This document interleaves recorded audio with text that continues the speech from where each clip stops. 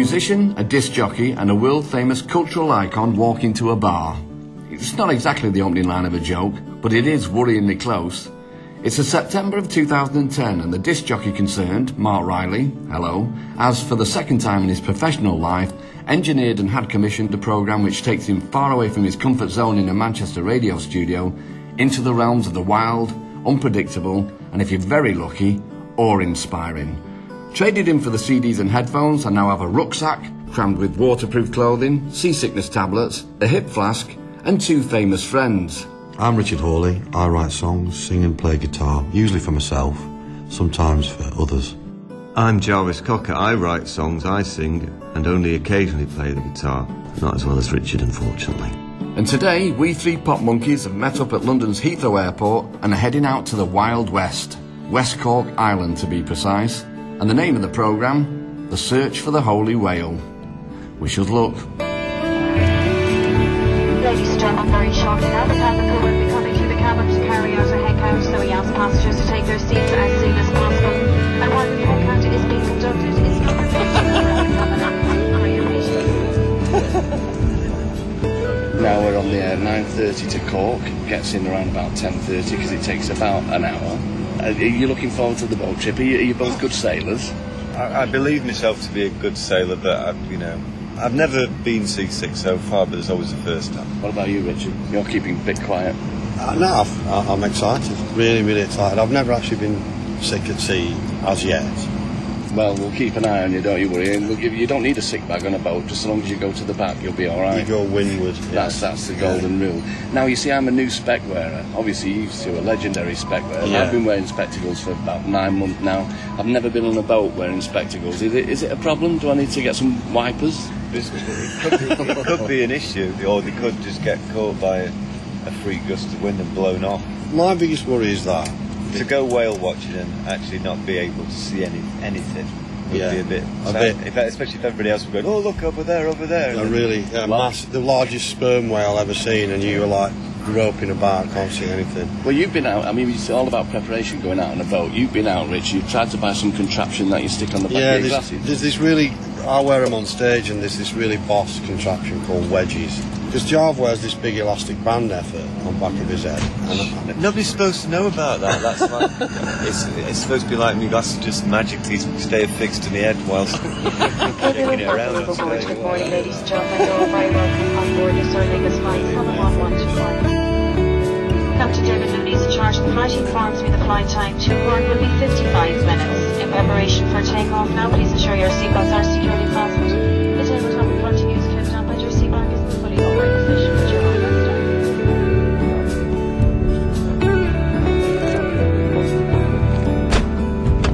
Okay, here we are now then. We're at the car rental at Cork Airport. I'm going to give Colin Barnes a ring. Colin Barnes being the skipper of the boat that we're going out on today, just to get the SP on there, whether there's anything in the water or not at the moment. Well, there'll be something in the water, whether there's any whales or not. That's what we need to know. How are you? Yeah, we're now just picking up the car actually at Cork Airport, and we're heading off south to meet up with you. So, how are you getting on? Are there any whales about at the moment? Right. It'll be worth it if we get to see them. Great. Lots of dolphins. Okay. All right, mate. Well, yeah, we'll see what your spotters come up with, and we'll be with you in about an hour and a half. Okay, Colin. See you in a bit. Cheers, mate. Bye. So the short and long of it is that these have got a couple of guys out at Galley Head, and they're spotting at the moment. But there's a place called Bantry, and fin whales have been seen out that way. It's about a 2-hour trek from where we will start off at Union Hall, which is a possibility. So, well, we'll get there and see how we go.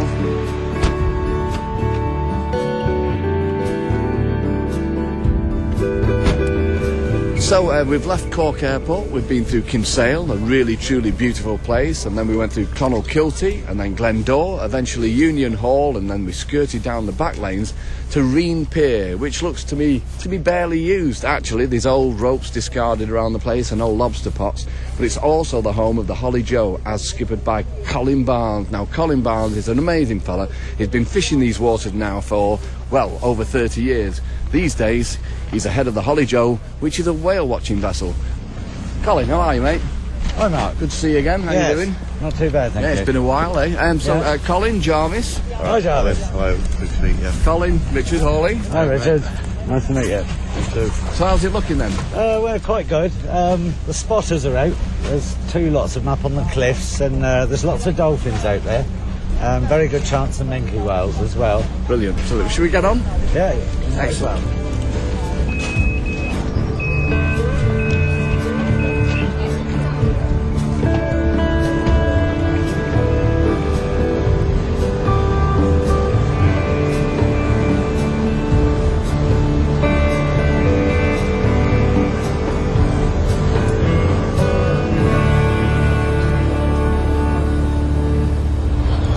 The Holly Joe now, and Colin, well, the most famous skipper in Ireland, of course. You've had some of your spotters out on the cliffs, haven't you, looking round, seeing if they can see anything from land, and they've not had any joy thus far. So what's your plan for today? Well, the only other place fin whales we've seen in the last week was in the mouth of Bantry Bay, off Misnhead and Sheepshead, so it's the only area that hasn't been searched in the last few days, so I'm inclined to head that way. We've searched everywhere else. We ran a long search yesterday in the home patch here, and there were whales here all last week, and they've disappeared again. And the problem is, there's not enough fish yet to hold them here. The whole key to the whales here is that they come to eat sprats and herrings in vast quantities, and there's not enough of it around to keep them here. And every time you find the whales, they've got some fish, they eat the lot and move on. They're not conservationists, just literally hoover up the entire shoal and move on again. So the mouth of Bantry Bay is a good bet because herring shoals gather there. There's a spawning ground within Bantry Bay, and this time of year the herrings begin to congregate, mature and immature ones both, and the whales prefer immature ones, I think, because they're easier to catch. It's Bantry Bay then. And there's wonderful scenery in that direction. Yeah.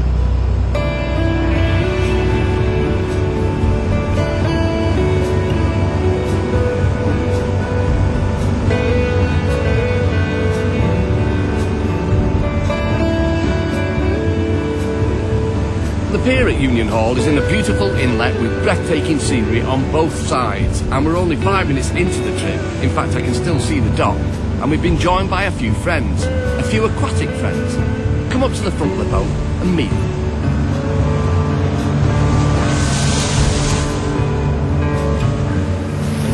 So we've got a pod of, is it 4 or 5 common dolphins chaperoning us out to sea at the moment? Yeah, I've seen 3. One there. Yeah. It's hard to tell, you know, how many there are, because some are underwater. It's this guy here keeps flipping over on his side. Yeah, looking at us. To have a look at us, yeah. Is it just the 3 of them? Just 3, yeah. I think it's 3, yeah. Yeah, there's 3. It's like surfing for them, isn't it? Yeah.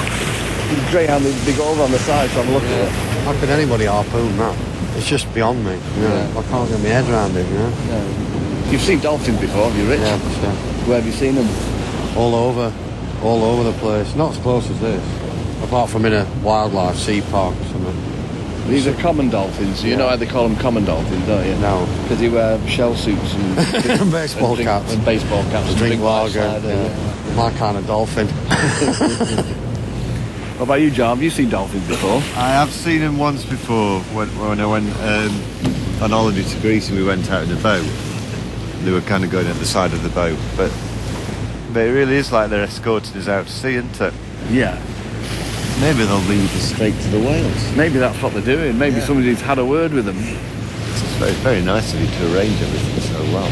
I mean, only 5 minutes out to sea and they're already with us. Nicely. If I just only saw that all day, I'd be happy. You know what I mean? I saw diving cormorant earlier and I thought, oh, that's pretty good. Right at the start, and I've got 3 dolphins swimming at the bow of the ship. That'll so beautiful.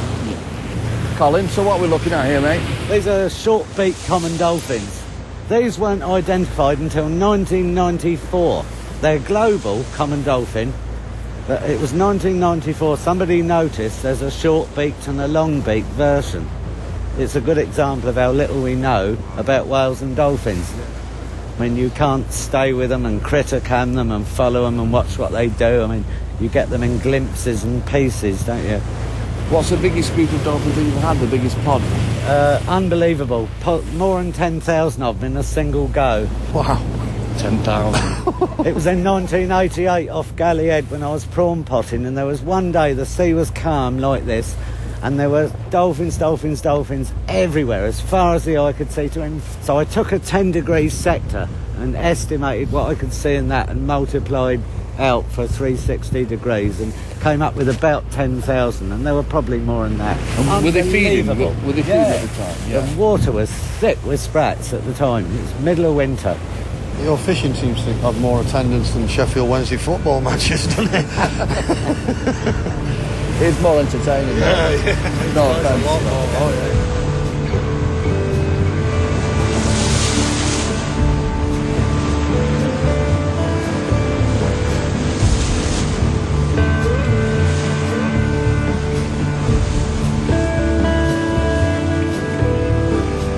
So I know both you, Richard, and you, Jarvis, have seen whales in the past, but what was your experience, Rich? It was on the that ferry, the Bilbao. Pride of Bilbao. And we were just on that going over the Bay of Biscay, you know. I was coming back home pretty much after a pretty long European tour. It was with Nancy Sinatra, actually. And we just spent kind of 3 days on deck, really, because the boat was just full of English lager louts, you know. They were having a good time downstairs, and we were really fortunate because the weather was amazing all the way across. And we saw manta rays, dolphins, and, you know, all sorts, even like weird squid and all sorts. And, you know, one of the days we just saw the flukes of a whale, you know, and it was just awesome. But it was really a magical few days, you know, just relaxing after a pretty hardcore tour and just watching the sea and all the magic that it contains. It was really, really beautiful. Did it affect you in any way? Oh, you can't help but being affected by it because, you know, you're watching this kind of glassy surface of a, you know, I mean, I find the ocean beautiful as it is, but then when you've got life inside it like that, you know, of such awesome beauty, it is affecting. You can't, I think you'd have to be made of stone to not be moved by it, really, you know. What about you, Jar? What was your experience? First time I saw, well, the only time I've seen whales was a couple of years ago. I went on a trip with an organisation called Cape Farewell, and they do trips to the Arctic Circle. Right. It's like a climate change awareness thing. We were on a boat, the Ivan Medivh, I think it was called, like a decommissioned Russian research vessel. We'd set off the night before, and then when I woke up the next morning, I looked out my porthole and there's this big iceberg going past, and it was like you got into another world kind of thing. I heard a bit of a kerfuffle and ran up and there were two whales kind of swimming together. It was a bit unfortunate because there was this woman on board, I can't remember her name. For some reason, she decided to sing to the whales. Oh, yeah. And she started... Aren't they supposed to sing to us? Yeah, exactly. So she started singing this kind of like... Ballet-o, ballet-o, like this. It's really kind of a bit... It was a bit embarrassing for a human. That sounds very bad, that. Yeah, and as soon as this singing started, they scarpered, they just like dived, and you know, I couldn't really blame them, to be honest. Right, well, note to self, don't start singing if we see one, I'm going to keep my gob shut, definitely. Yeah.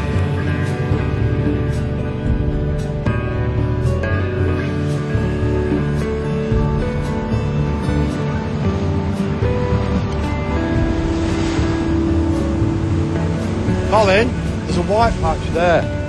Dolphins, at 11 o'clock. Was that gannets? At 11 o'clock? Yeah, quite a few there. Oh yeah, see them up ahead, yeah. We've just spotted a pod of dolphins. There's a lot more in this pod than there was before. Oh, there's loads. There's some there and some there. Wow. Breaching, throwing themselves out of the water, the whole body, the whole lot. Amazing. These are much more boisterous. Yeah, bigger breaks. Loads from here, isn't there? There's some more there, yeah. I thought there was probably about 15. There's got to be like 30, 40 dolphins coming around us now. Colin just put his foot on the gas, and I think that they'll probably try and follow us now, come along for the ride, if they're lucky. You can hear the whistling now. Come on, guys, we're on radio. Yeah, they seem quite happy to see us. There's some ahead. They're coming in from all angles. They're absolutely all over the place. We're surrounded. Don't worry, John, I'll look after you. How are you counting dolphins, Rich? How many do you reckon we've got here? I'd say about 50. What do you want, Colin? Yeah, that'd be quite a good estimate, I should think. Are they feeding at the moment? Yeah, they were just then. Whoa! They're really, really jumping out of the water. Look at this. It's showing off, really, aren't They are, yeah, they're enjoying themselves. All over there now. The dolphins are so close to the bow of the Holly Joe, you can almost touch them. And we're right on top of them now, maybe 20 feet away from probably 50 dolphins, 60 dolphins. Lots of smiling faces on the boat at the moment, as you can imagine. Just an absolute spectacle. I think we're going to try and stick a microphone into the water. Obviously, you know, it will be prepared in such a way as we don't all blow up and get electrocuted. But we're going to try and catch some of the sound that the dolphins are making as they're hunting. Okay, David is now lowering the microphone into the water just to see what we can hear is going on at the moment, the activity under the water.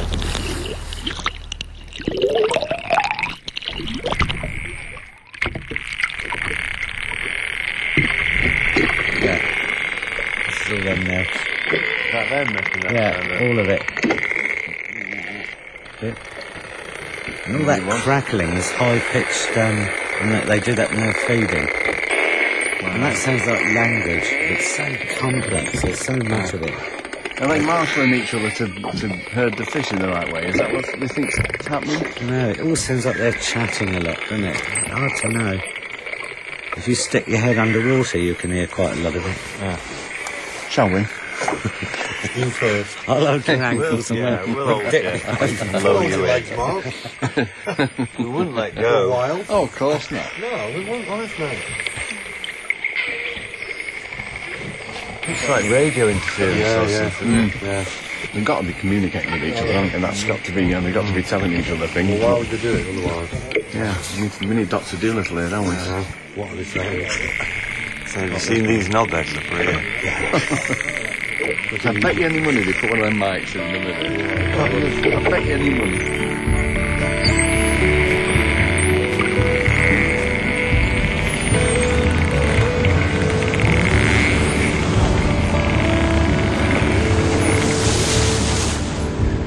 So, end of day one, and what a brilliant day. We've travelled 40 kilometres right past Fastnet Lighthouse along the coast of West Cork. We've seen Arctic skuas, Manx shearwaters and diving gannets galore, and eventually found ourselves in the middle of over 70 dolphins in a feeding frenzy, and even listened to them talking to each other. But so far, no whales. But plenty of signs that they're around. There's lots of birds feeding, which means fish are here, which means the whales can't be too far away. So let's see what tomorrow brings. But for now, it's PDB. Pub, dinner and bed.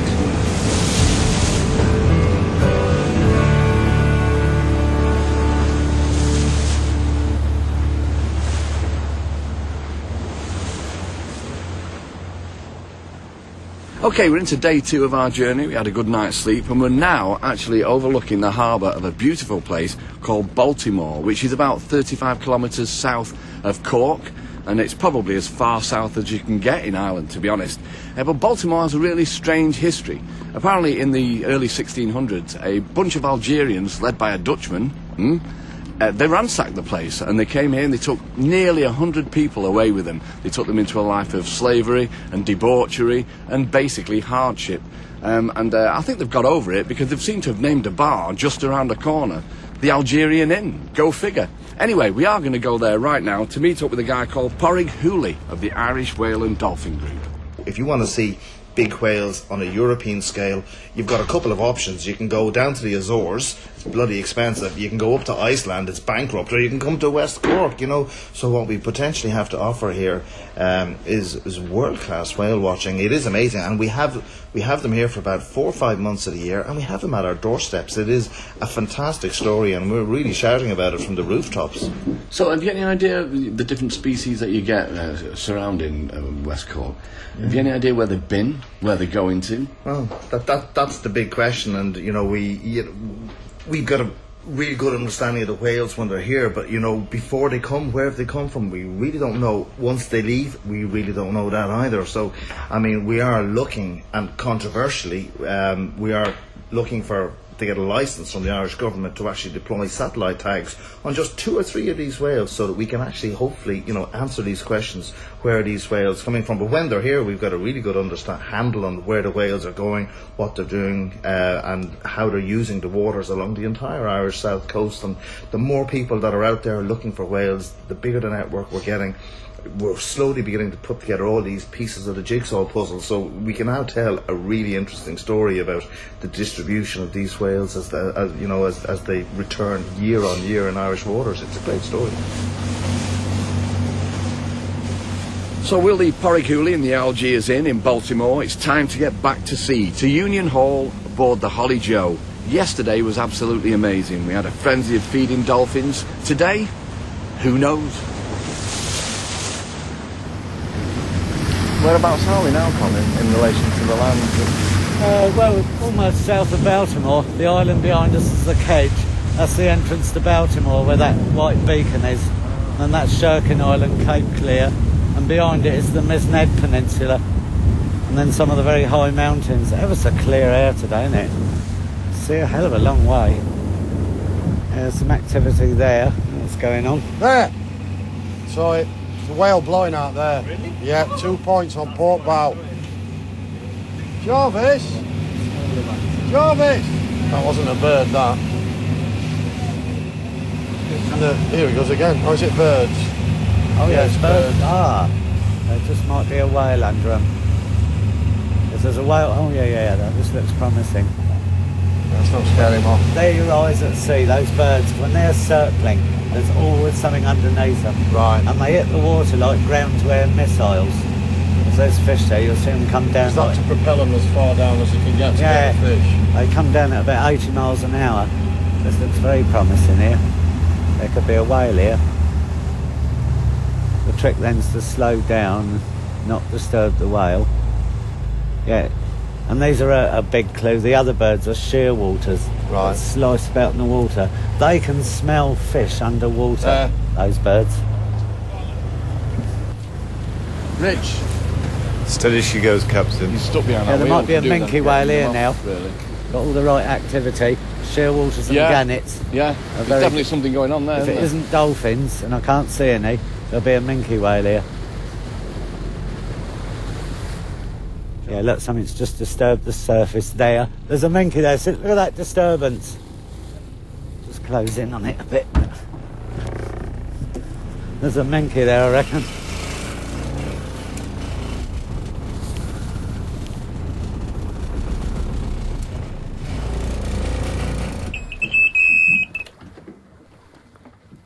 Something just made a big mark there, look. Still there. Looks like minke whale wake. There's got to be something there. Gannets are going in. Can't bear the tension. Have you got a bit of chocolate, Jarv? Is it back there? No, I've got it here. Oh, have you? Nice one. They really dive in, don't they? They do. There had to be one there. You just come up. Minke whale. You little minke.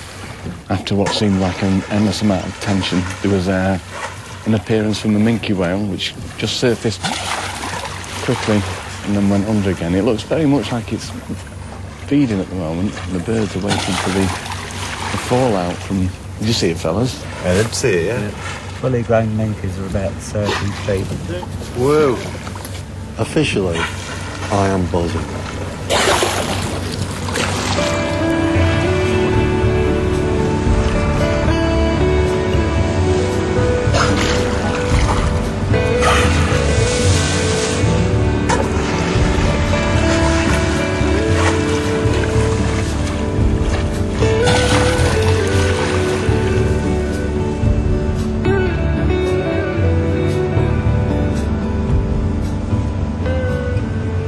So there you have it, fellas. Job done, in short. Jarvis, what kind of effect has that trip had on you? I think it's going to take a time for it to filter through my consciousness, Mark. It's always strange when you leave your normal life and then you get on a plane and then, like, an hour later you're on a boat. You're thinking, I'm not meant to be on boats. It's not the kind of thing that I do normally, every day. And then you get used to it and then next minute dolphins are jumping out of water. You're thinking, oh, this is a bit weird. I've only seen this on telly before and stuff like that. That's not supposed to happen in real life. And then you get into it, I'm not saying I'm a hardened sailor now or anything like that, an old salt, but it does have an effect on you. I don't know, kind of dolphins have become a symbol of new aginess or whatever, and sometimes you can think, oh God, that's a bit much. But then when you actually see them and they're jumping around and you can see they're just having a laugh, it actually is quite affecting. It's quite it was quite an emotional thing to see that, to be honest. And if you'd have said that to me a couple of days ago, I'd probably sort of shut up. So thank you. I'm thanking you for inviting me to come on this trip, because it's been great. Yeah, and I think it'll stay in my mind for a long time. I can feel a concept album. You could well Whales and dolphins. I can just feel it now. It's percolating. There's a surgical procedure to remove that. Yeah. I'd say thanks a lot. It's been great. Pleasure. And Richard, where are you at this point in time? You've had a great time, I know that. Yeah, it's been. I'm with Jarvis though. On one aspect is that it felt surreal in a lot of ways, because you do kind of see things like that, and you think that it's a very remote thing. That it must happen at the other end of the world, and it's a place you'll never be able to get to see, and it's always on TV, and TV is the kind of suspension of disbelief, isn't it? But actually to physically be there, I actually keep pinching myself, just thinking, is this actually happening to me? And it made that connection between you being you can have a massive effect on what happens out there at sea, in a big way. And apart from it just being really beautiful to see 70 dolphins swimming in front of the boat, was just, I'm definitely coming back. And also the thing was that Colin let me steer the boat for quite a long time, and he actually said I was quite good at it, which was really good. It was like sort of one of the biggest compliments I've ever had in my life. Well, Jarvis, you were behind the wheel for at least an hour as well. I mean, Can I feel a business coming on, Cocker and Hawley? This could be good, yeah. Whale tours. That wouldn't be a bad thing to do in our dotage, would it? Yeah, I think it'd be rare good. Yeah, what do you mean in our dotage? We're not far off, kid. And can you feel a concept album coming on? You've already got a half-written song called The Whale. I have, yeah. Finish it. I will do.